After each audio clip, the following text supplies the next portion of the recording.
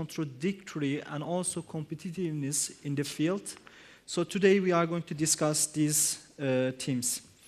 And unfortunately, normally our moderator is Dr. Arafat, but he came yesterday from Qatar and he is sick. That's why he couldn't join, and I am moderating the session. So I want to start with the Professor Wang Jinhui. So my question, Professor Wang, the Belt and Road Initiative, and my question is not only about Belt and Road Initiative, you can also discuss the other trade routes, global trade routes, and the regional trade routes as well. So, but we can focus on first. Belt and Road Initiative remains one of the most ambitious in structural and strategic visions of our time. Yet, its perception has evolved markedly in different regions.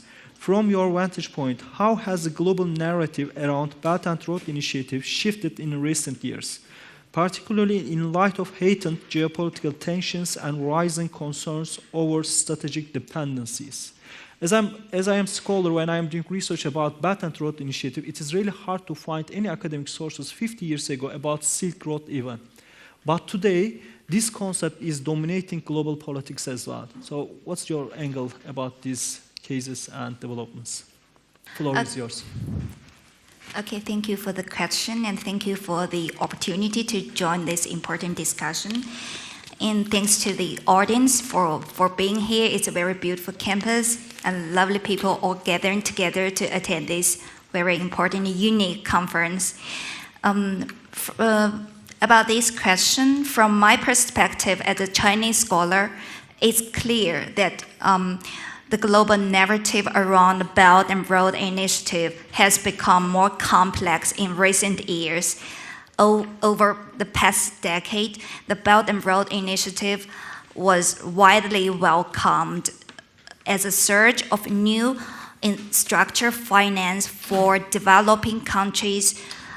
Early coverage highlighted highways, ports, and rail lines across Africa, Central Asia, and Southeast Asia. Projects that many governments lacked the budget to or technology to build them on their own. In Belt and Road Initiative, by now has brought many benefits to developing countries, like job creation, improved market access, and regional connectivity.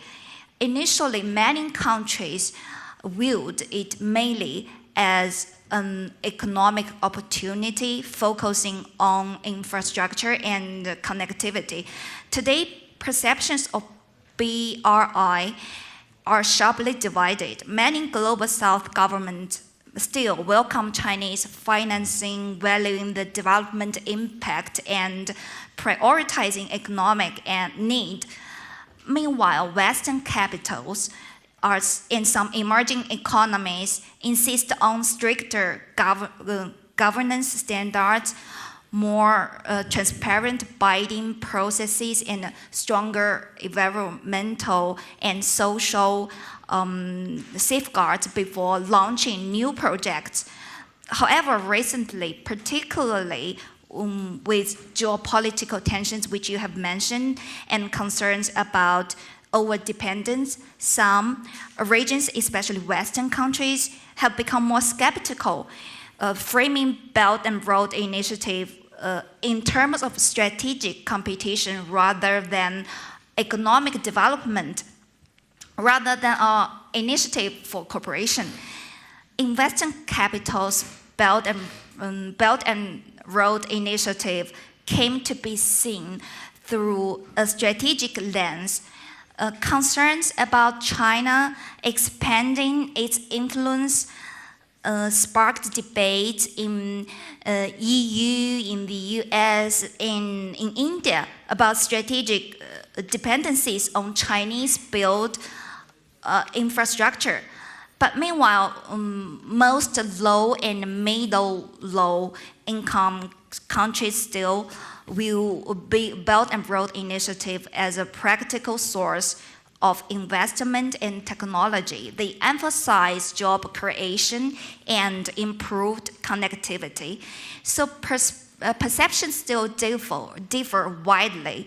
Many developing countries continue to see BRI as a crucial chance to improve infrastructure and economic development. So the narrative is becoming increasingly divided, reflecting broader geopolitical shifts.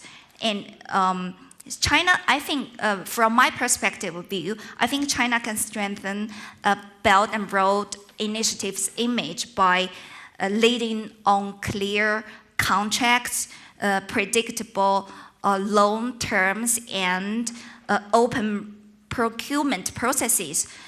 I think China needs to acknowledge and address these concerns by ensuring more transparency and emphasizing mutually beneficial partnerships to rebuild broader confidence. So, like, by inviting multilateral partners, such as regional development banks, independent auditors, and maybe some private investors to join into project, to join this whole project planning. I think Belt and Road Initiative can reclaim its identity as a development initiative rather than some sort of not existed strategic geopolitical tool. Thank you very much. So I just move to second speakers, and then I will turn if you have time, and also we have Q&A session. My second question would be the Professor Gürol Baba. So the Professor Baba, if you have written extensively on regional power dynamics and defense diplomacy, given the increasing overlap between commercial corridors and geopolitical interests, how should we interpret the emergence of initiatives like the IMEC and INSTC? Are they primarily economic projects, or do they reflect deeper geostrategic rebalancing, particularly in the context of US, China, and India-Russia rivalries? So within that context, Professor Baba, normally these trade corridors should provide peace and development. But at the same time, there is a clear division and competition from the great powers. How do you understand this process? The floor is yours. Thank you for organizing the event. As the previous session speakers said, it's very difficult to pull it up, but I think it's so far so good. I think anybody in this room wouldn't disagree that in today's global politics, almost nothing could have a single meaning. It could be an organization, an institution, a scheme, or even a statement. They do have multiple meanings. And this is not an exception for the IMEC and the INSTC. Let me abbreviate that abbreviation as the INS. Because in both of these, let's say, roads, the line between trade, infrastructure, and the power projection, the line separating these three, and even more, they have been blurred. I mean, these trade routes, they first reading, they sound like they are for connectivity and development type of, projects. But in actual sense, they are manifestations of, geopolitical and geostrategic rebalancing, which is a continuous construct. BRI extends, and new trade routes are, well, almost automatically coming up. And this is a basically continuous construct. Regarding the question, I can try to unfold the discussion, say, very short 4 titles. Well, the first one is the strategic intent of these roads. The second one could be the geoeconomic statecraft. The third one could be, as you just said, strategic rebalancing in multilateralism. And the fourth one, and probably the one that maybe we should discuss even more, is the institutional and the normative fracturing of global politico-economic governance. Well, the first one regarding the strategic intent, obviously, all of these roads, even the BRI itself, they focus on the concept of infrastructure. And infrastructure is not a neutral concept. It is a concept which paves the way for political influence, but not only that. Infrastructure also shapes regional order or orders, or they influence policy choices. They restrain the policy choices, or they open up new policy choices. And IMEC and INS, both of them with their peculiar focus on infrastructure, aims to give more facilitated policy choices against certain geopolitical overtures. IMEC, for example, is obviously more or less a US's Indo-Pacific aim, trying to counterbalance China, especially in the Mediterranean and the Middle East. INS, on the other hand, with Russia and India, is more in the gray zone of this regionalization type of roads, trade roads, but they also try to give both India and Russia an instrument to diversify their strategic dependencies. For Russia, access the southern hemisphere, especially the Indian Ocean. For India, a path, a land path to Eurasia, bypassing Pakistan. So both of these, from this strategic intent, they try to give a hedging type of autonomy to their members.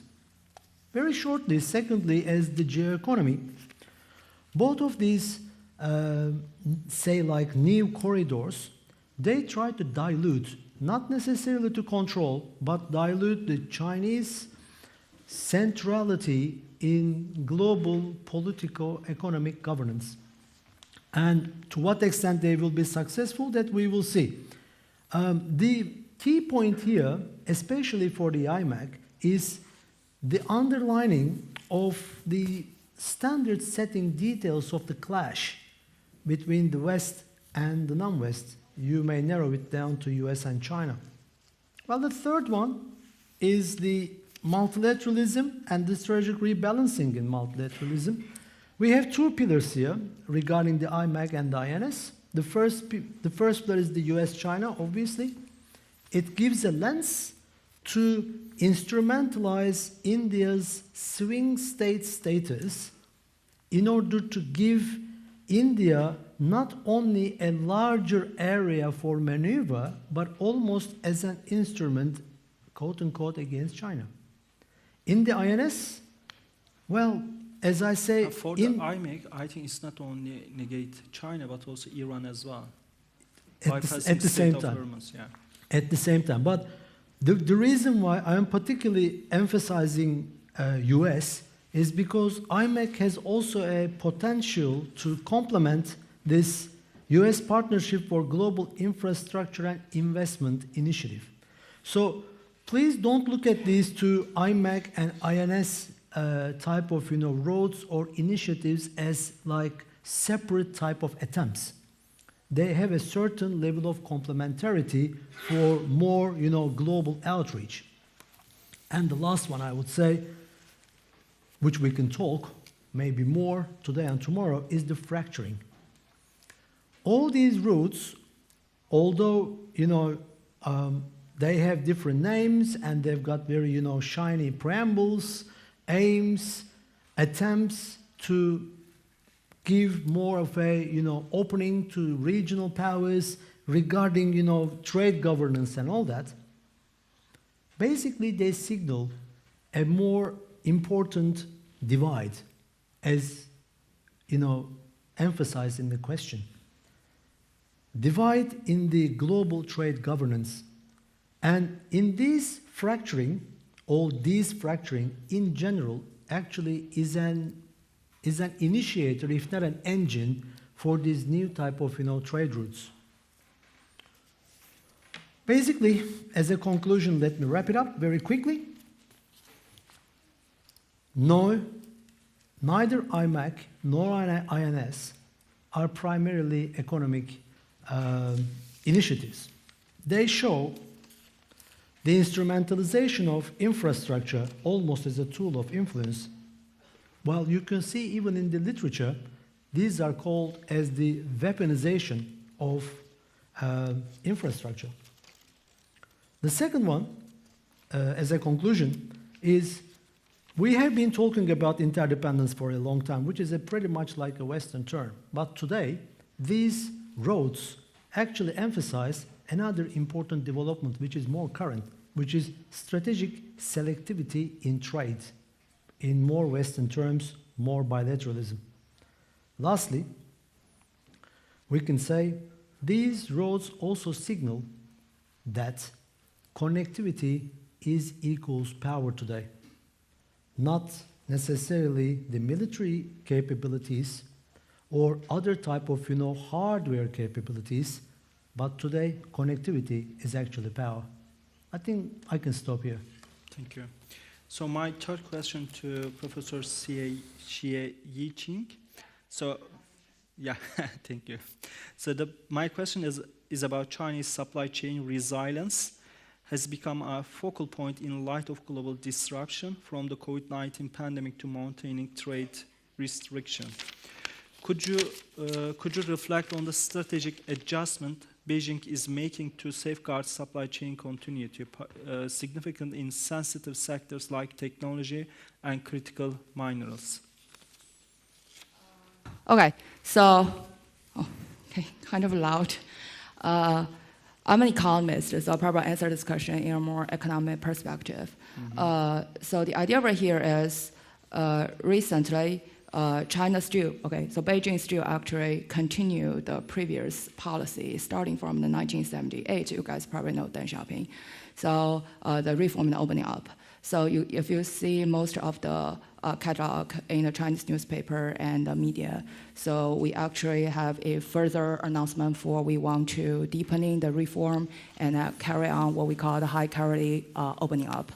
The main reason is globalization itself actually did brings China out of poverty back like 45 years ago and into a certain type of prosperity. If you guys haven't had a chance to go to Beijing or Shanghai and anywhere in China. So therefore, we actually we admit that we enjoy the fruit of globalization. And during that period, as you guys probably know, that it's actually a really better time that both European Union at that time developed together with the United States. Actually, at that time, they postponed the GATT, later WTO, so they also want to have free trade. So with this trade, China developed very fast. But around like 2000, it's actually earlier than the COVID period. It's actually around like 2013, China already realized that our labor cost advantage significantly decreased. The wage rate increased more than 10 times, much more than 10 times. We used to be 0.2% of the US wage rate. I think 2013, we probably will be around like 13 to 14% of the US wage rate, and now it's actually probably 22% of the US wage rate. So we already significantly lost what we call the cost advantage. And if you guys are familiar with the development of East Asia, you guys probably know that we have something we call the evolution of the comparative advantage.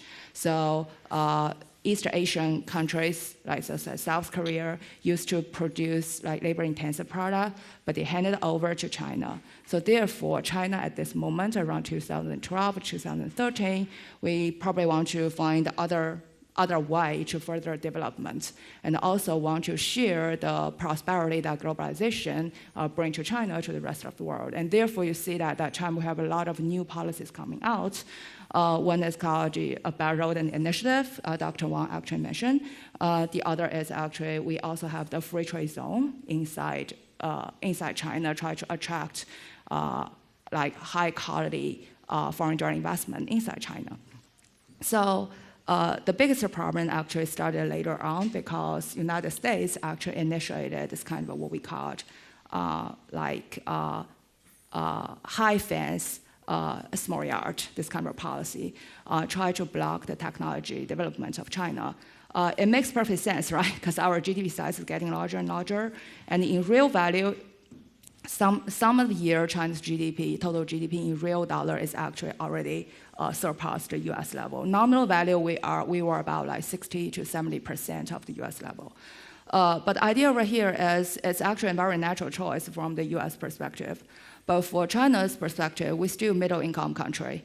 Our GDP per capita is, I think this year is a little bit less than Turkish one, but previous years we are a little bit higher than. That's because your inflation rate and also the exchange rate policy is actually unstable. But the idea over here is we about like Turkish level. We have 1.4 billion people. We want to develop an economic perspective. Therefore, we can't stay happily with what we call the global supply chain. So China spent 20 years from the from the limited manufacturing, getting into what we call advanced manufacturing and services. You guys know that Western European countries, together with United States and Canada, they share the highest value added for the total GDP, world GDP. Their activity along this kind of period of the global supply chain is something we call innovative activities. So in order to bring this 1.4 billion people to the minimum line of what we call advanced economy, I believe this is actually the goal of China. We definitely have to go through what we call the innovative activity. That means technology is actually the key idea.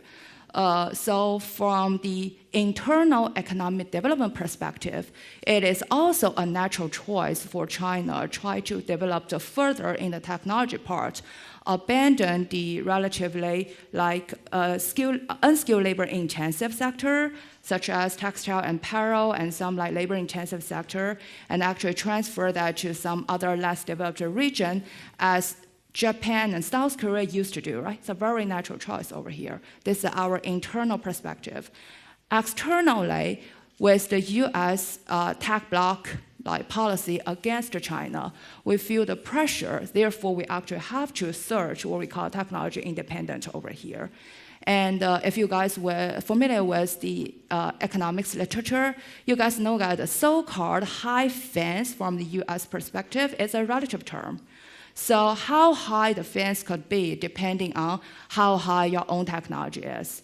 So the fence would be relatively shorter, like lower, if the Chinese technology gets higher level. So you can only block a small amount if our technology level is similar to the US level.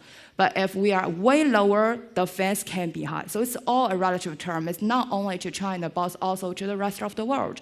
So therefore, you can, in recent years, European Union also search for a certain type of technology independent, because everybody realized this relative fence the US could put on us, high or low, depends on how hard we try. So therefore, the Chinese government started a certain type of what we call industrial policy. So there's a long debate on whether the industrial policy is a good thing or a bad thing in the US economic literature, not the Chinese economic literature. So the finding is actually, one, it works. Okay, it works for many countries. And the second, who are actually applying industrial policy more often? Advanced economies.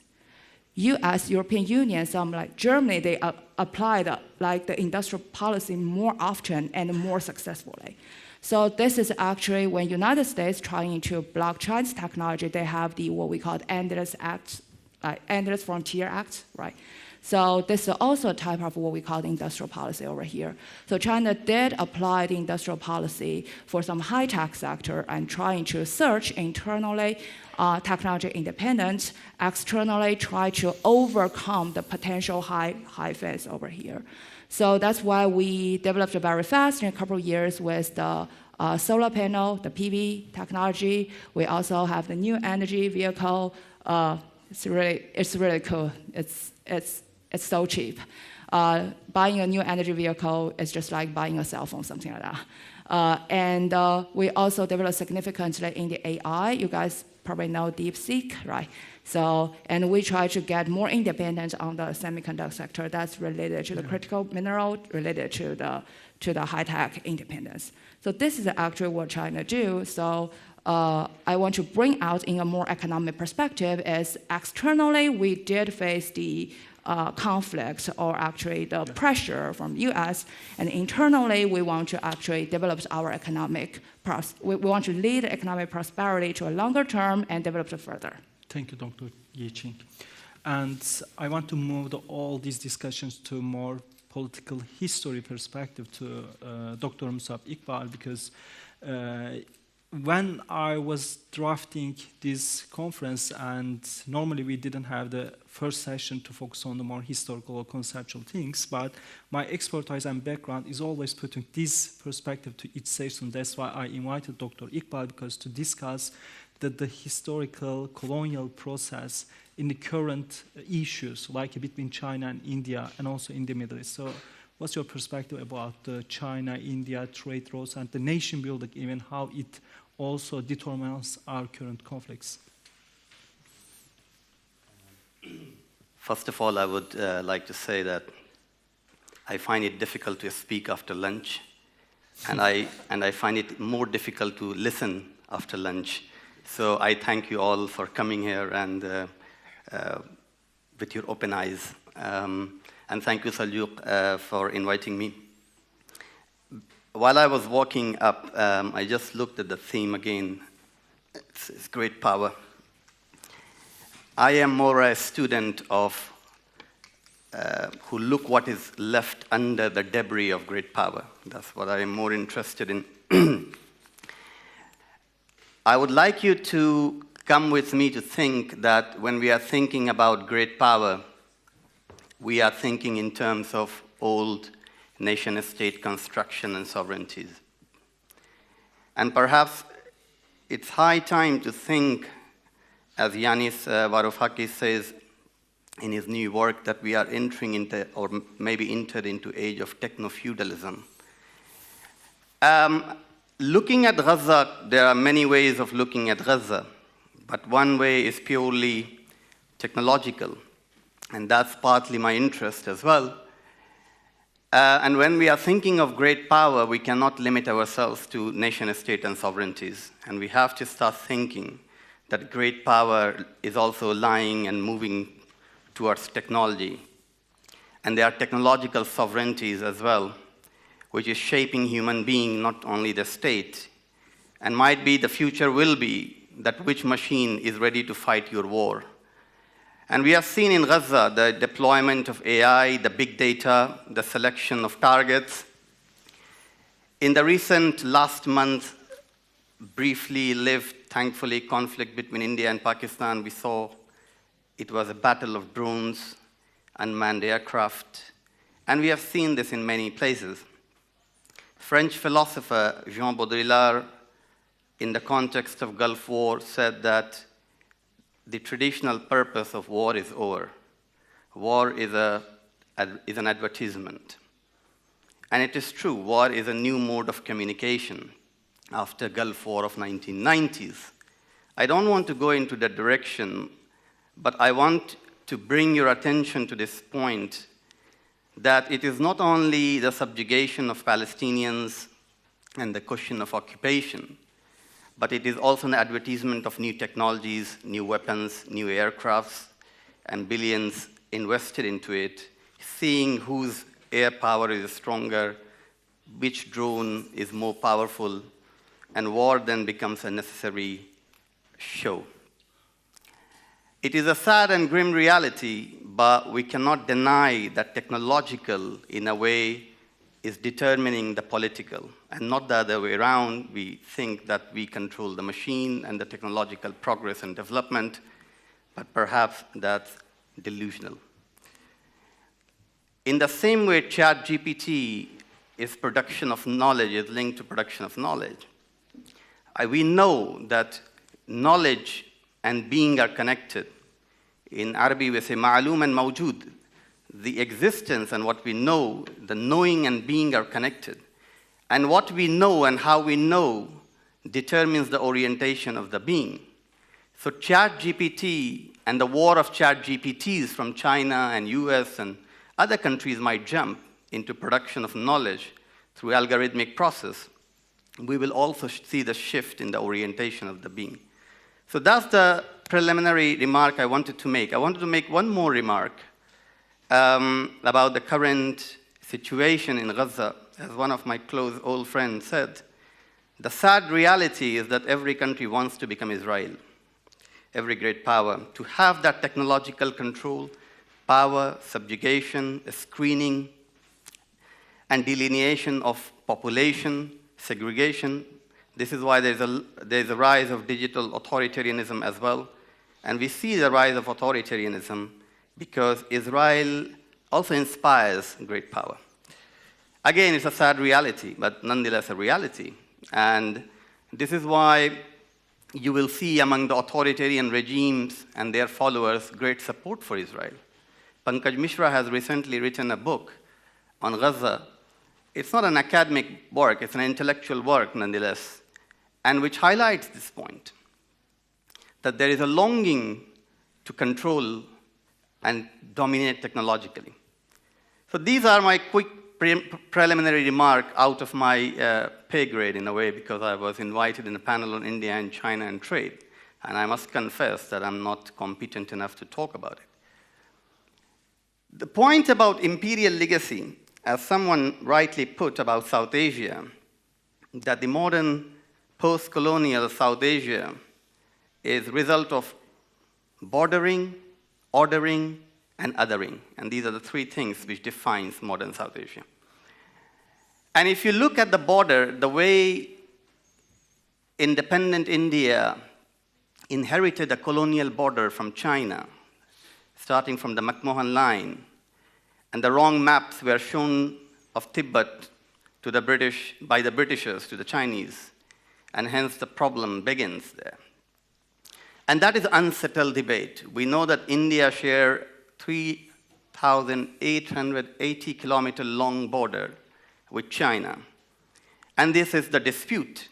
And the dispute got quite serious 4 years ago in 2020, when casualties also happened. And since then, there is a massive deployment of army there, and it's increasing and becoming permanent from both sides. And we saw recently what happened between India and Pakistan.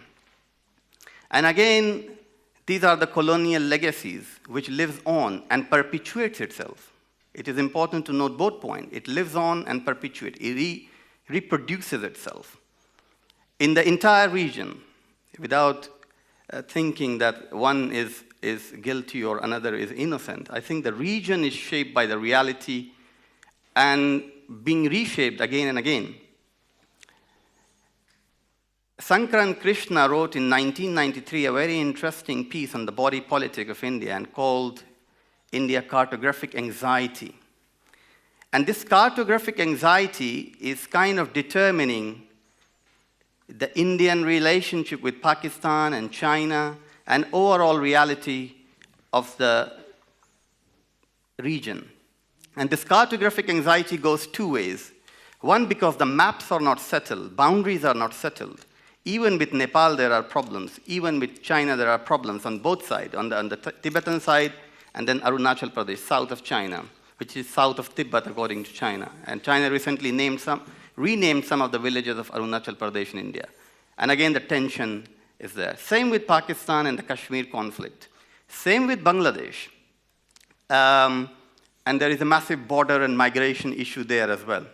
So this cartographic anxiety is central, and that is the imperial legacy, colonial legacy, and which lives on and perpetuates and without end in sight in some ways.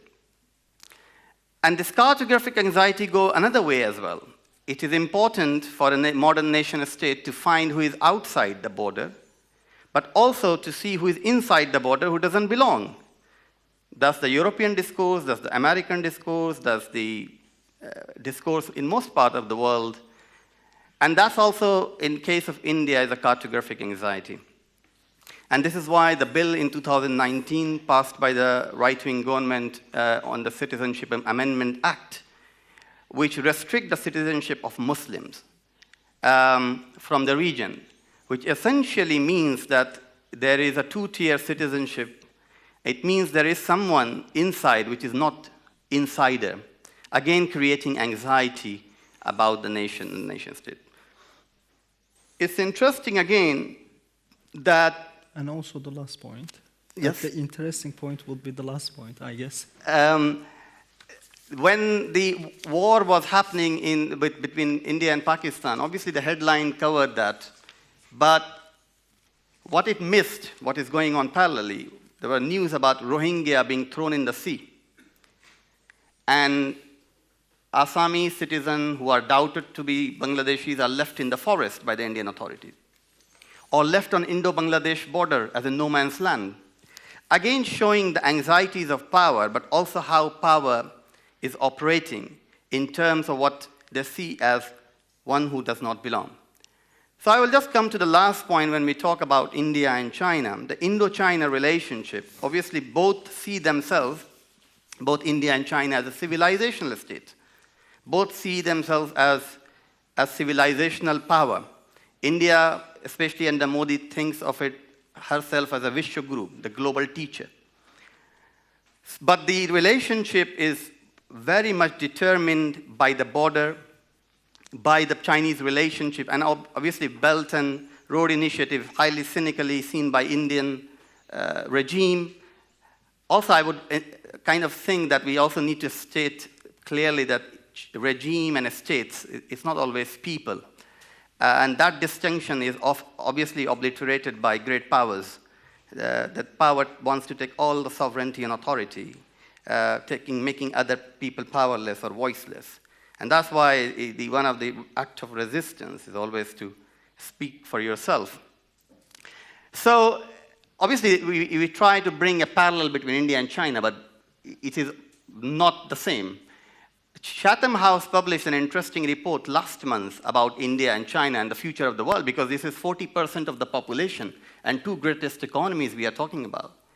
And it's a very interesting thing it notes is that there is an asymmetry of power, but there is an asymmetry of perception as well.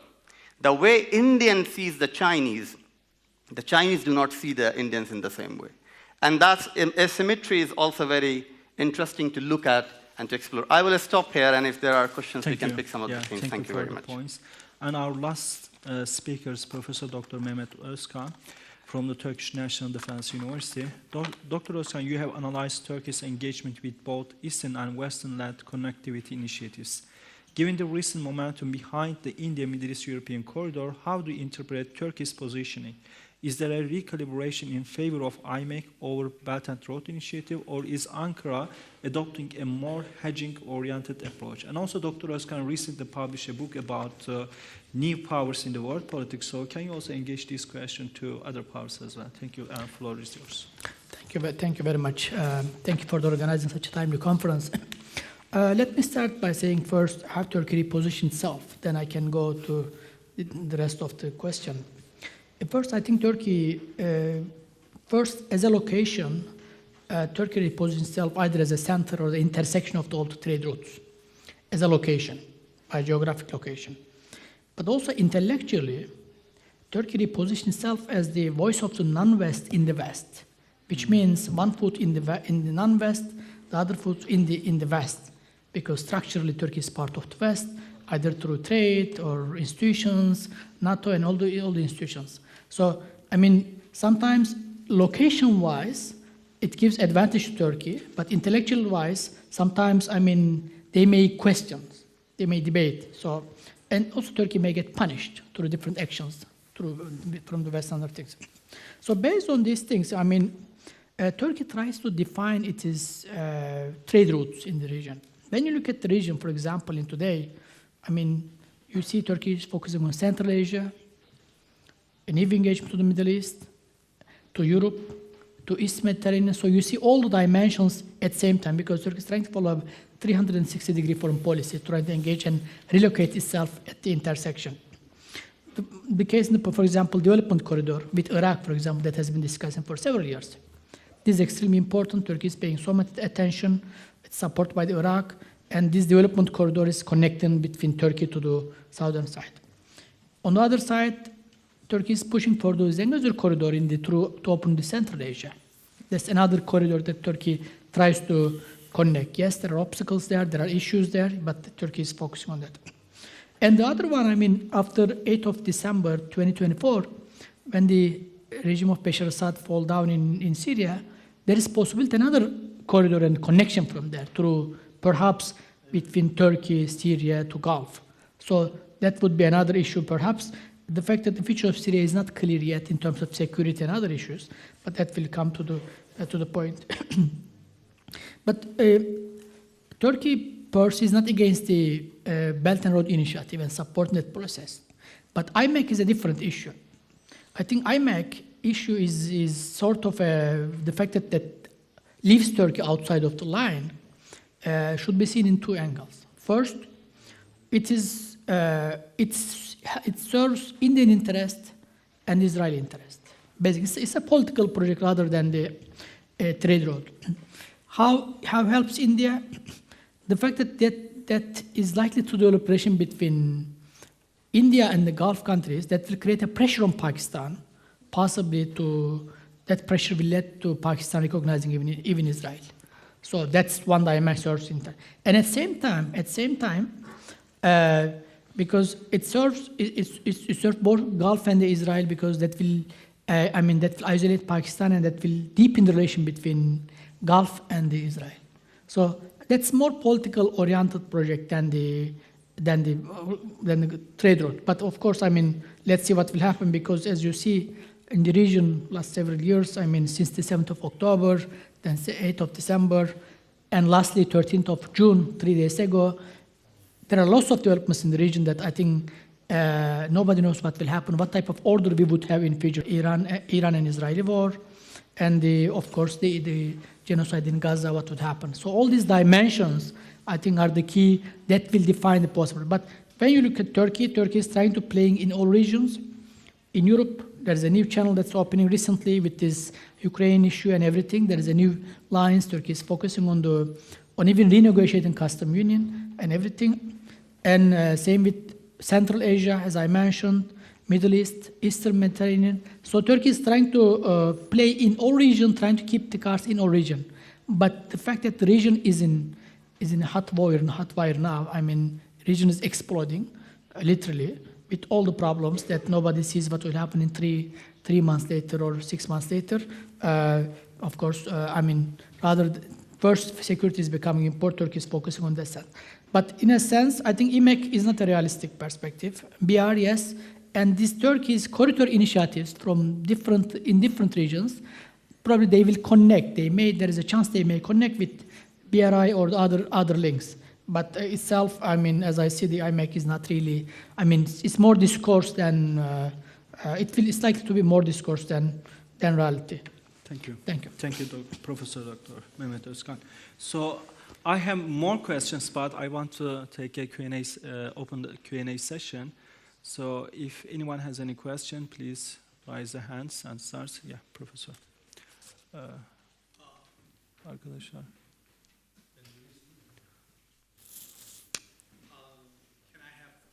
Yes, the mic is coming, please. And please introduce yourself. Yeah, my name is Dr. Murat Sevenci. I'm from Üsküdar University, Strategic Research Center. Ms. Wang, I would like to ask one question that we received from our researchers, that the Turkish private elite, the businessmen, saying that, you know, if there is a road from China to Europe, so there is a worry that, you know, let's say train road, okay, so railroad takes all the Chinese good to the Europe in 10 days, and it will go back as open because we don't have enough to sell. So, and this asymmetric relation worries the businessmen here. So this requires some technology transfer or Chinese investment in Turkey or in the other countries, let's say.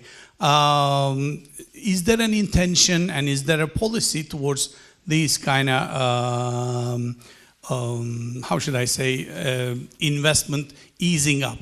So my second question is to Ms. Shi.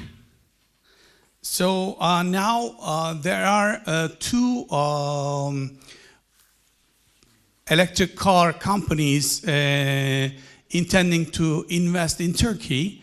And we just received out, I don't know whether or not you heard the news, that European Union is issuing anti-dumping tariff on the hard plates. I don't know how to say contre-plaque. So is there anyone who knows?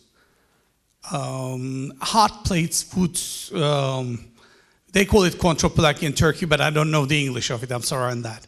Okay, so, but there is an anti-dumping tariff issue, and that would expand.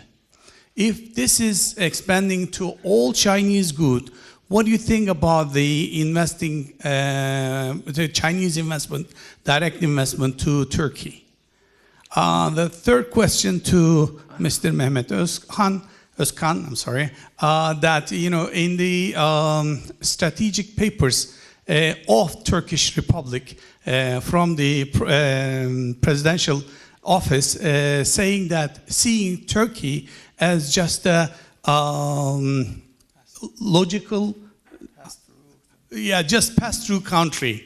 So it's not intending to put Turkey as the, you know, the just a hub, but not production and resalesment duty. So in that case, how this not seeing Turkey as the production hub, but just the transfer hub, would affect the Turkish industry near future? Thank you. Thank you very much. First, we can start with Dr. Wang. Yeah. You just said that if there is one railway, transportation railway from China to Europe or Turkey, and Chinese could sell our goods to Europe and Turkey, and you're worrying that there is nothing to come back China because you have. Okay, maybe some people worry about that European countries in Turkey doesn't have more goods compared with Chinese exports to European countries. They have not so much goods to sell to China. But actually, I want to say Chinese government of country is fully opened, totally open to any European countries, actually to every country in this world, because we want to develop globally. That's what is our real intention. We don't want other people to see Belt and Road Initiative as a geopolitical tool, but we all the real thing we want is to convey our global development initiative. And you see that the trade between Russia and China has tripled actually in recent years. And we don't want the world to see that we only be friends with Russia. We want to be friends with all countries which share common values, which want to develop globally. We don't want to be like the owning giant great power in this world. We want to, like Professor Gürol mentioned in the early session, that 天下大和, it means that global development initiative. And I think Chinese people kind of love Turkish goods. Like you actually have a lot of things could export to China.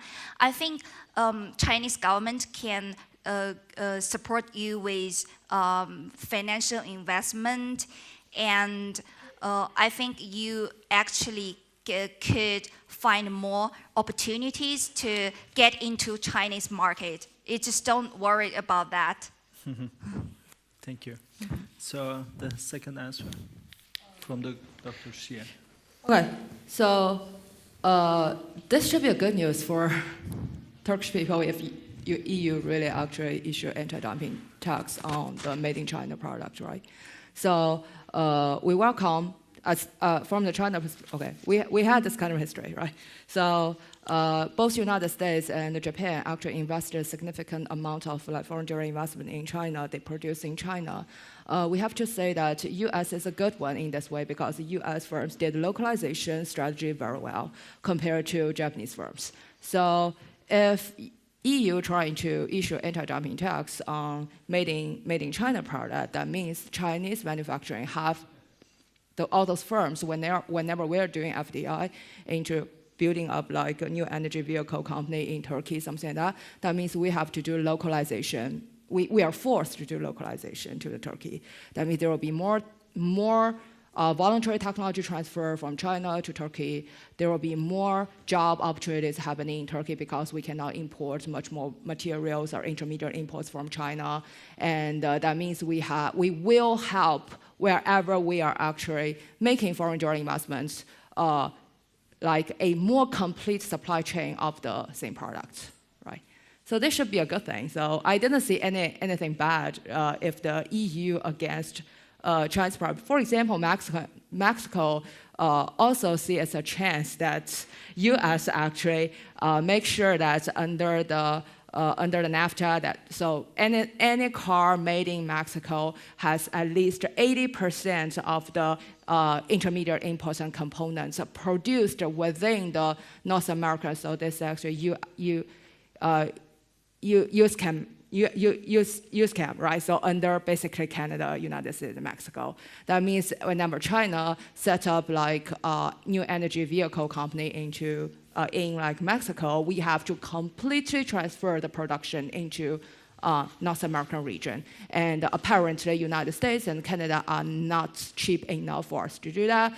So apparently Mexico would be the highest beneficiary for this kind of like anything against China. Okay. Thank you. So this is actually my answer. Thank you. Professor Özkan, can Turkey be a hub of production or hub of transport?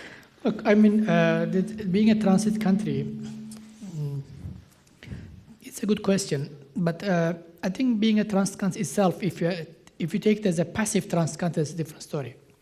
But when you talk about the trade routes and everything, trade routes basically brings stability and security to the country, because if any instability happens in that area, in the region in general, many countries are affected. So in that sense, being transit country is not a big problem. I think that's what Turkey is trying to locate itself in terms of energy transition and different transition, that's fine. The discussion on Turkish economy, to transform Turkish economy from more, production-oriented economy, that's a different discussion. Yes, I see there are some process on that, but that's a long-term process, so that's a different discussion. Thank you. So any other question?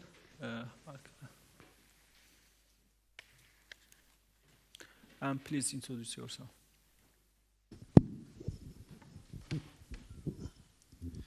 I'm Mehmet Yaşar Altunda. I work in media. I have a question for Ms. Yang, Ms. Yiqing, because China successfully implemented Made in China 2025, and we see it in EVs, batteries, etc. And now they have a new strategic plan for China 2035, and now they focus on deep ocean mining, satellites, semiconductors, etc., and medicine, robotics. So on the one hand, China had a very deep issue. The cost of investment rises, and the West closes technological ties to China. But on the other hand, China had developed a robust technological capacity. So how do you evaluate the China 2035 vision, the strategic vision, and what kind of new policies China adopt to achieve the most innovative technologies? Thank you. Okay. Yes, So you can it's start. my question again, right? Yeah, it is. Oh, okay. So from the question, I think it's my question. So my last name is Xie. If you want to travel in China, you probably want to learn this character, because if you double that, that means thank you. Yeah, absolutely. So the idea over here is we have been raised a lot of like Made in China 2025 and Made in China 2035. So this is actually a kind of a vision from the China perspective of like building up like high technology. A lot of the I don't know, a lot of people from the Western society typically would perceive this is actually a strategic plan from the central government of China. Okay, because I'm Chinese, I'm living in Shanghai. It's apparently a stereotype thinking. So what I would say that Chinese government is actually, CPC government is actually a pretty responsible government. I'm not CPC membership, so I'm not a CPC member. So, but from my perspective, I think CPC government is actually a really responsible government. So the Made in China 2025 and Made in China 2035, this kind of a vision is actually based on the true economic development and technology development of the stage. So China is a more centralized, politically it's more centralized. Therefore, the central government will actually give some like what we call the policy guidance, try to encourage some of the fast advanced region, for example, Shanghai. And I don't know how many guys ever been to Kunshan. This is actually one of the richest county in China that is neighboring Shanghai. So Shanghai, Kunshan, and Shenzhen. I don't know how many guys your kids play this drawing. Very fancy one. The best technology is actually Dajiang. It's actually from Shenzhen. You know, Huawei is also from Shenzhen. So you see that with the economic development, we have like regional imbalances of not only the economic development, but also the technology development. The coastal area like Shanghai, Kunshan, Guangzhou, Shenzhen, if you've been there, you know that the high tech actually developed super fast. Therefore, the Made in 2025, the China Made in China 2025 and the Made in China 2035 is not only a vision, but also a encouragement from the central government level to make all those entrepreneurs from the coastal area to further develop the technology independence to improve economic prosperity. So of course, there's some side effects, right? So all the less developed economic region also want to follow the Made in China 2025. Therefore, our President Xi Jinping actually made an announcement, I think, last year, and literally mentioned that each city should not copy. So we cannot have photocopy of each city because the endowment is different, economic development level is different. So every city should, based on their own existing industry, existing technology level, to think about how to develop the high tech.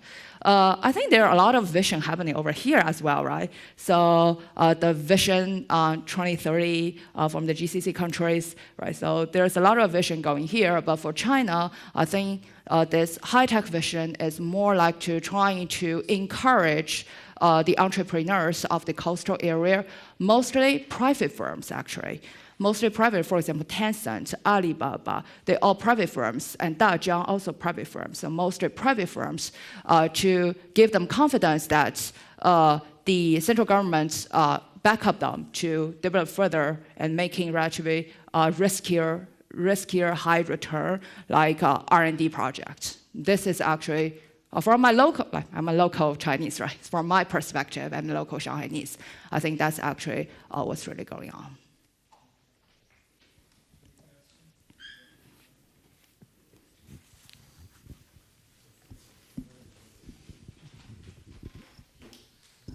Hello, I'm Mehmet Fatih. I'm a master's candidate at Geneva Graduate Institute.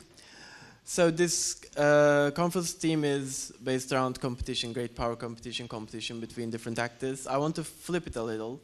So we have been discussing the potential of China as the first link and the hub of supplying the global supply chains. And BRI and IMEC puts India and China in opposing sides of bidding for this role of hub of supply chains.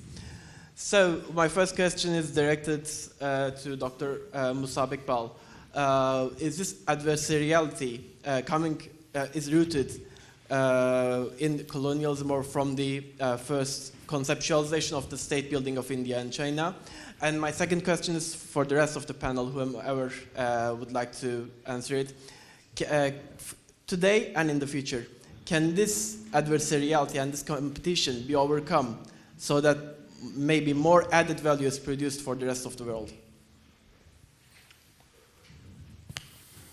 Thank you. So. Oh, okay, sorry. I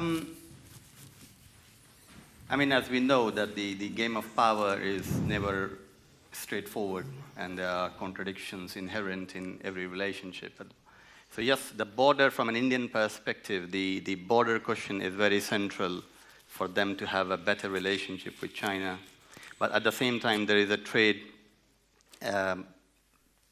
relationship which is being pushed by the business lobby in India. And there is massive trade deficit as well. I mean, I think India imports roughly $120 billion of Chinese goods and exports only $20 billion. So there is almost a deficit of $100 billion. And India relies a lot on Chinese material for its own manufacturing and supply chain and industry. So there is an inherent tension where India wants to settle the border dispute, the political dispute, and then sort of fully commit to the trade. But at the same time, there are trade compulsions which go on and off, and there are business lobbies which are pushing. But you also have to see that there is a political narrative in India which is also determining international relations and trade as well. So after this whole thing in Pakistan, between India and Pakistan, and it brings a lot of interesting debates and questions which in public sphere, and also shows how political compulsion domestically dictates the relationship internationally. Thank you. For the next second question, Gürol Baba, yeah, we can start with you. All right. I think the way we are looking at the concepts here in this room, pretty much we are caught up, including me myself, is in the, I would say, without quotation marks, a Western perspective. When we are talking about being adversaries, the way we conceptualize being an adversary from a Western perspective doesn't necessarily fit into the non-Western perspective. The talking about hegemony or the hegemonic discourse, it doesn't necessarily fit into the non-Western perspective. The only reason why we cannot necessarily refer to non-Western perspectives because they are not very well disseminated and established in the literature. So when we say adversary, everybody would understand the same thing because we are looking at it from the same window. But in actual fact, today in this panel, we are talking about another concept. We didn't really underline it, but it is hybridity, or in other words, hybrid type of rivalry, which is not going to go anywhere. And it shouldn't go anywhere because if you look at it from a very basic IR perspective, both the liberals and the realists, they look at this concept, this hybrid rivalry, both from the perspective of profit and power, which is pretty much the, the discussions of this panel. It's going to sustain. It's not going to go anywhere. So we shouldn't expect that this wide variety of trade routes is going to bring an end to the Western understanding of being an adversary. No, they won't, because they're not looking for it. They are looking for a constant construct of rebalancing. Well, they're going to rebalance one multilateralism in one sub-region, and another type of problem is going to pop up in another region. This is what the political history and the history of international relations tells us. So basically, if you put the world or the global politics performance practices from like binary divisions of US versus China, West versus the non-West, we will be caught up in the same trap. But in actual sense, if you look at the Asian international relations from a political economic perspective, I live in Kunshan, so I understand what you're talking about. But people who've never been to Kunshan wouldn't understand what you're talking about, the type of development. This is the type of perspective that we need to change. It has been changing, but very, very slowly. It's going to take a bit more of a time that the literature would recognize to look at the world, actually the global politics, from a non-Western lens? So, Gürol, and I want to ask that question to all panelists. If our audience has a question, I want to give a space, or I would ask my question. Any question?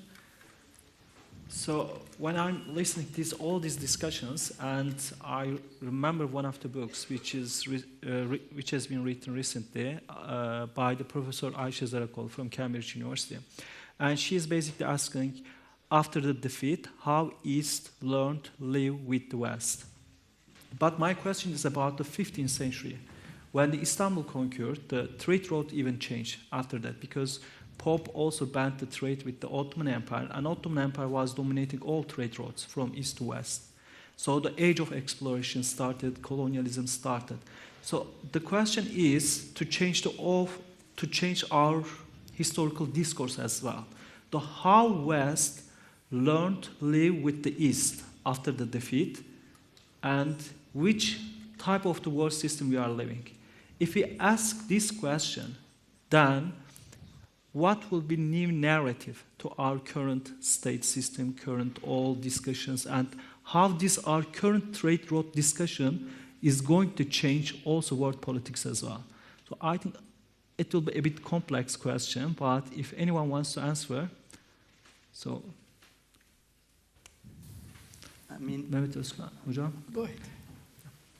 Obviously, this is an important and complicated question.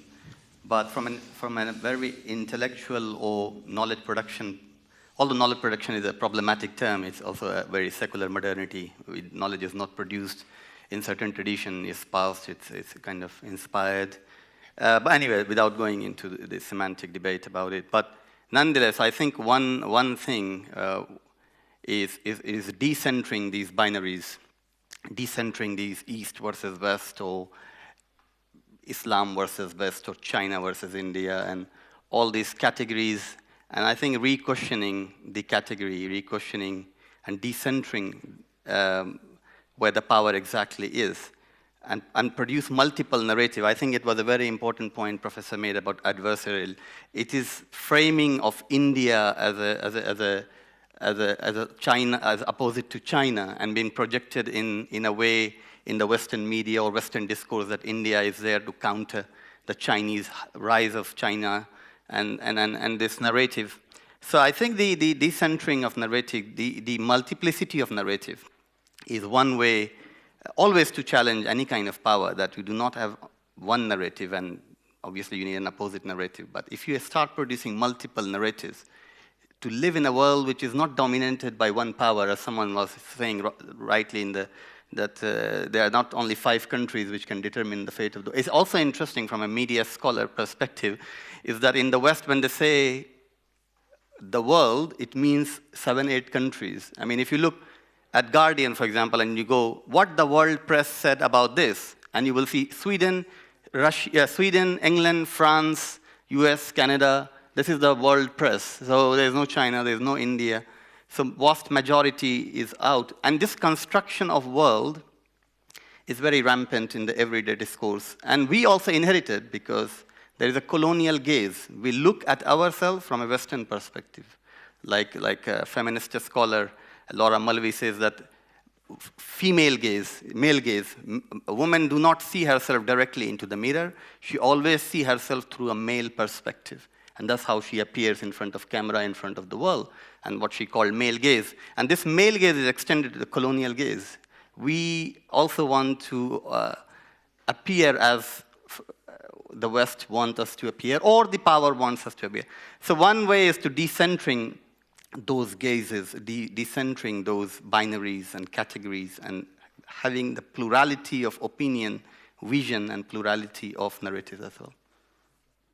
I think in terms of global trade routes, I mean, we are now at the down of the early stage of the, again, 15th and 16th century. Now, yes, what's happening, I mean, especially with the North Pole, is the opening for the global trade route recently. As you see, many countries, they are focusing on that. Now, some countries, they are using ice-breaking ships to open the North Pole. That is the shortest way to the Europe. As global warming is actually reshaping the global trade routes. So in that sense, the more war we have in these trade routes, in the Hormuz, in different places in the southern part, I think northern pole will be much more important, and it will no longer be only military, also trade will increase. That's why Central Asia and all the north part, that will be much more important as the global warming continues, as the war continues. I think in that sense, we are on the brink of a little transformation, as if early stage of the 15th, 16th century. That's happening in front of us. Just one point, I'm sorry to take your time, but just to look at the story of printing press and how it has been told in the West and also in the modern world about Ottoman relationship with the printing press. And it is a very problematic story which has been told that the Ottomans kind of denied and they were late, and this is why they were late to the party of progress and modernity. But this whole retelling of history is required with development, with progress, and with other things. And if someone goes and spends some time to look at how in the West the story of printing press has been told up and the relationship with the Ottoman kings, it is an interesting tale to look at how and still people buy that, and reformist writing in subcontinent and other places would say, oh, Turkey was left behind because they were not accepting the printing press. But the whole story is problematic, the whole history, and so on, and you can give a number of examples in that case. Absolutely, and also we are like if you look at the old books, the Western domination and hegemony starts from the 16th century. But in the reality, colonialism spread from the Latin America, Africa, and in East Asia, but in the Indonesia, Malaysia, not of course China, not of course Russia, not of course Iran or Ottoman Empire till the 19th century, early 19th century. So that's why the Professor Sharman recently published Empires of the Weak. So the colonialism started in the weak geographies. So of course, Ottoman Empire, Iran, China, India, always the part of the history, but always neglected in the history. Yeah, Professor Xie Yiqing, do you want to highlight anything in that case? Yeah, so actually China suffered this most, right? So, because the way, we are actually from the Far East, and we actually never experienced any colonized period before. So the way we are trying to express ourselves does not fit into the Western media at all. And even I'm in China, right? So when we're reading because I had my PhD study in United States, so therefore I received a lot of like the posts from the Western media. When I read that, there's something pretty crazy talking about China all the time. But the idea is it's actually very difficult for China's voice to be really heard to the rest of the world. I guess probably a similar problem will happen to India as well. So I think that what China's government did really good is we try to behave ourselves for our own economic development, making people better. So we did not take the Western media judgment on ourselves at all. So a lot of the policy, we never follow anyone else. We just follow what actually really happened. Because after reform and opening up, we believe that truth would only be proved through practical practices. So the idea over here is the good thing for the Chinese government right now is we did a really good job in behaving ourselves, so trying to produce a significant amount of products. When we see the environmental problem happening in China, we correct them very quickly. I don't know how many guys been to China in 2013. It was a nightmare when I went back to China in 2013. But now the air get clean again. We shifted from the previous problem very quickly to get rid of the mistake. Every country made mistakes. Everybody makes mistakes. Get rid of the previous, the fast economic development period, the pollution issue. Now you go to Beijing, the sky blue again, not like the previous Western media that's totally blurred Beijing.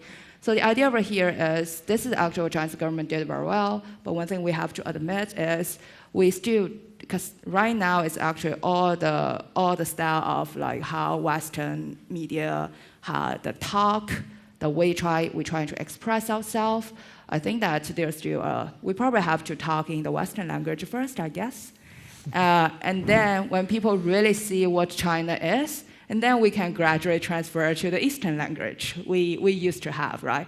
So I think that's probably later stage. we probably will actually, this is actually also the reason that many Chinese firms, multinational firms, they going abroad, they not only produce in the local, in the host country, they also trying to bring up the standard into the international standard. Therefore, gradually we can actually transfer our voice to the rest of the world. But this is still a long way to go, and it's not my major, so. Thank you very much. Professor Gürol. I mean, regarding the political and the economic sphere, well, I think the main problem is a symmetrical coexistence, which hasn't been happening in global politics for a long time. Basically, countries enjoy to be asymmetrical towards their neighbors, towards their partners. In trade and politics even, international law gives us some devices to have coexistence through treaties, partnerships, agreements, etc. So on the political and the economic side of things, that type of, symmetrical coexistence can happen, although it doesn't, but it can happen. Some institutions try to provide that. But when it comes to the normative sense of symmetrical coexistence, well, it doesn't happen. US has been enjoying, well, you may say dominance, you may say hegemony or whatever, and this is a real enjoyment, huh? Even if you look at New Zealand vis-a-vis the little Pacific islands around New Zealand, you can even see in the New Zealand foreign policy that there is a little bit of an enjoyment of being asymmetrical over these small states. Funny though, but real. So when it comes to this normative understanding of being an adversary, enemy, ally, partner, things get muddled. From the non-Western side of, normative understanding of concepts and interactions, they don't fit, as I said just before. There is one initiative, though, when we see these normative turning points, we always look at in the history what real, well, I would say, great powers actually take on. For example, what the United States did after the Second World War to create that new normatism. So today, we are sort of seeing a testing ground from the Chinese perspective, which is the Global Civilization Initiative. Huh? But it is not necessarily, how would I say, very much so pronounced, but it is a testing ground. Huh? So if you are looking for a more of a symmetrical normative coexistence, we should again look at China. Interestingly, always China refuses to be an hegemon. If you look at the Chinese foreign policy statements, that's what you see. Check out China in the Middle East, you don't see it. Check out China in Africa, you don't see it. In Central Asia, you don't necessarily see it. So in that type of turning point, bringing non-West more into a more profound position, again, we need to look at China. Thank you. But it's not the first initiative, as you know, about civilization, because the Muhammad Khatami also initiated in 1999, and Turkey and Spain also initiated that civilization, alliance of civilization in 2007 or 9, between President Erdogan and President Zapatero. So thank you for that remarks, and last perspective from the Professor Wang. So do you want to highlight anything about the historical perspective to trade routes and the colonial approach? Well, I actually want to add. Okay. I've got something else to say about that. Many scholars now argue that Belt and Road initiatives is both an economic project and geopolitical tool. And I understand why some scholars might see it this way, but as a Chinese scholar, I don't fully agree with seeing Belt and Road Initiative to a geopolitical tool.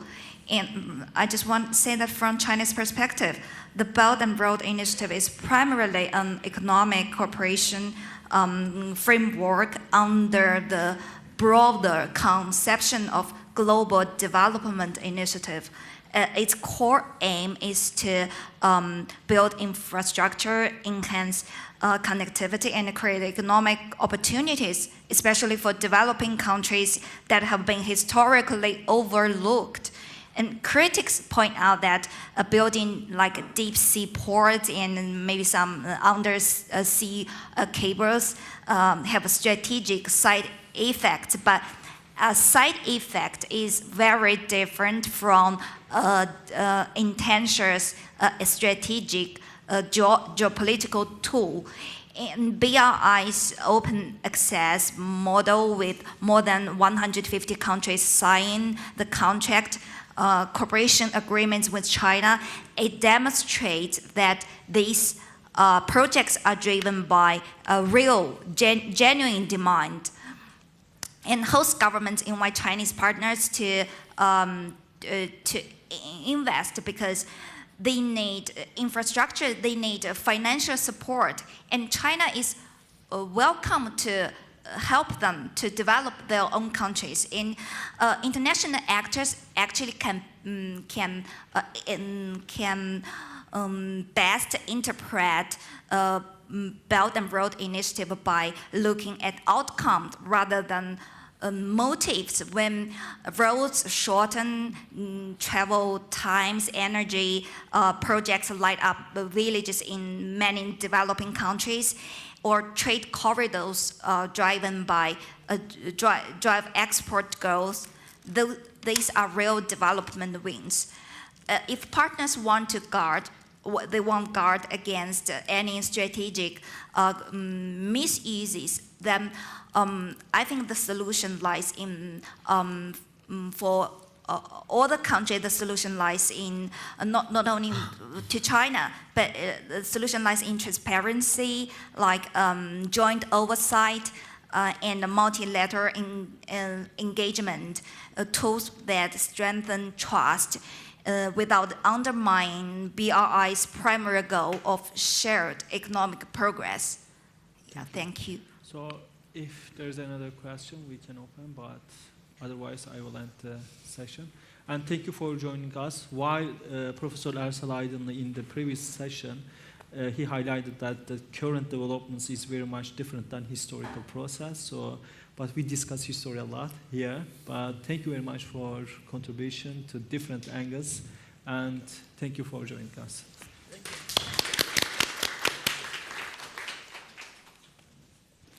We have, by the way, coffee break. Next, Özge Erasan Hall would be the cafe.